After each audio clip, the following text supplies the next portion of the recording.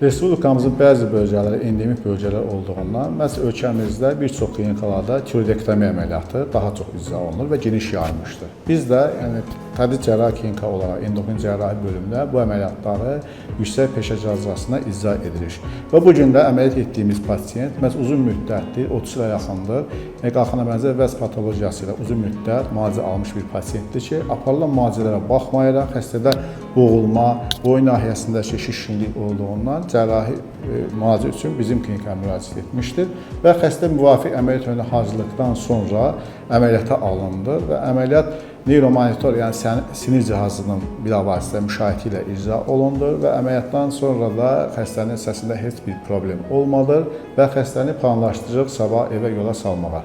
Allah xəstəmizə şəfa versin. Dəyərli izləyicilər, bizə yönləndirilən suallar içərisində ən çox insanları maraqlandıran qalxana bənzər vəzin hansı patologiyaları cərrahi əməliyyatda göstərişdir. İstərdim bu haqda məlumat verim. Qalxana bənzər vəz düyünləri içərisində bəziləri var ki, bunlar bədxasəli olur. Yəni bədxasəli olma ehtimalı 10%-dir. Xoşxasəli düyünlər isə 90% təşkil edir.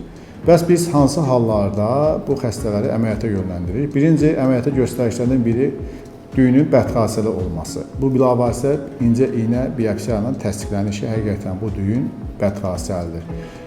Digər göstərişlərdən biri həmin düyünlərin birinin biopsiyası zamanı onun bədxasəli şübhə. Yəni burada tam bədxasəli təsdiqlənməyib, amma biopsiya nəticəsində bədxasəli şübhə bizim terminologiyada Bethesda 5 kimi dəyərləndirilən düyündür. Bu da cərrahi əməliyyatda göstərişlərdən biridir.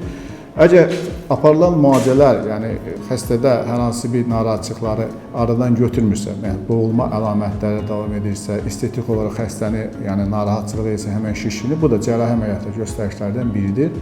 Və dördüncü isə zəhərli zob dediyimiz, qalxana bənzər vəzin Greves xəstəliyi, Bazilov Greves xəstəliyi ki, hansı bu xəstəliklər zamanında aparılan müalicələr effekt vermirsə, xəstədə göz əlamətləri inkişaf edirsə, boğulma əlamətləri varsa, bu da cərrahi əməliyyatlara göstərişlərdən biridir. Və cərrahi əməliyyatlar necə icra olunur?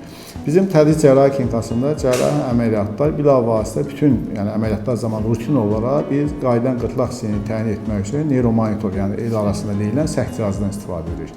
Səh cihazı bizə bu əməliyyatları radikal, daha təhlükəsiz icra etməyə imkan verir. Çünki cihazın funksiyası məhz həmən siniri müəyyən etmək və onun funksiyasını əməliyyat zamanı yoxlamaq və siniri müəyyən etdikdən sonra, xəritələdikdən sonra isə qalxana bənzər vəzi tam xaric edə bilirik. Və bizdə eyni zamanda qalxana bənzər vəzin xoşxasəli patologiyalarına, düyünlü ullarda tərəfimizdən mikro dalğa və lazer ablasiya müasir, innovativ cihazlardan istifadə edərək məhz düyünləri biz bu cihazlar vasitəsilə destruksiya edirik.